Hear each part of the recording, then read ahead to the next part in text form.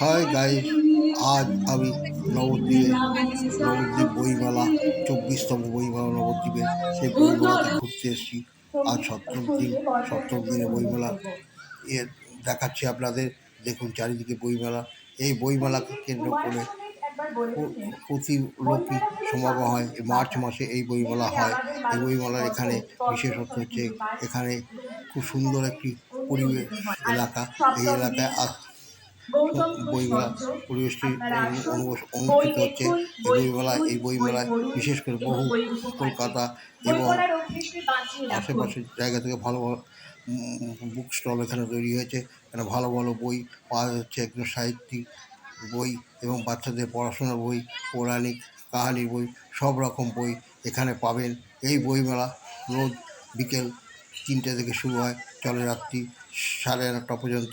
এবং তার বইমূলক অনুষ্ঠানকে কেন্দ্র করে নানা রকম সাংস্কৃতিক অনুষ্ঠানও এখানে অনুষ্ঠিত হচ্ছে।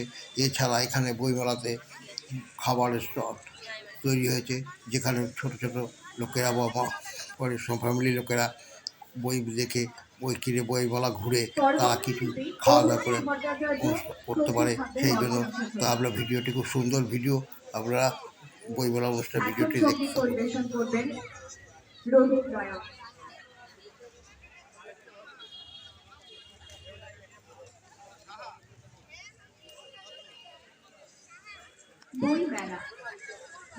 এই বইমেলা আসতে গেলে সোজা যদি কৃষ্ণনগর আছে, কৃষ্ণনগর থেকে বাসে করে সোজা নবদ্বীপ বাস স্ট্যান্ড থেকে সামান্য 10 মিনিটের পায়ে হেঁটেও আসতে বা টোটোতেও আপনারা এসে এই বইমেলা আনন্দ উপভোগ করতে পারেন। এছাড়াও ট্রেনে এলে পরে নবদ্বীপ ধাম স্টেশনে নেমে ওখান থেকে টোটো করে সোজা নবদ্বীপ চারচারাবায়া নবদ্বীপ মিলন সংঘ মাঠে এই বইমেলা অনুষ্ঠিত হচ্ছে। তা আপনারা এখানে আসতে পারেন। টোটোতে বেশি ভাড়া নয়, 10 টাকা ভাড়া নেবে। আপনারা এসে এখানে বইমেলা দেখতে পাবেন। বইমেলার সময়সূচি হচ্ছে বিকেল 3:30 থেকে রাত্রি 9:30 পর্যন্ত।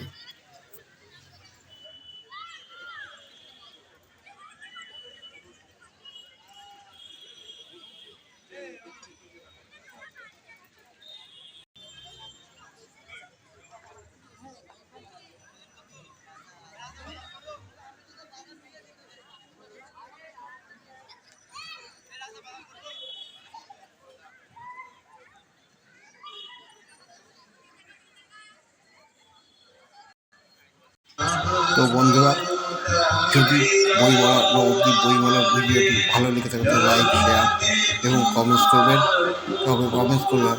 আমি এরকম নতুন নতুন ভিডিও দিতে উৎসাহিত হব। আজ আমি এখানেই রাখছি। দেখা হচ্ছে আবার পরের ভিডিওতে। Bye bye.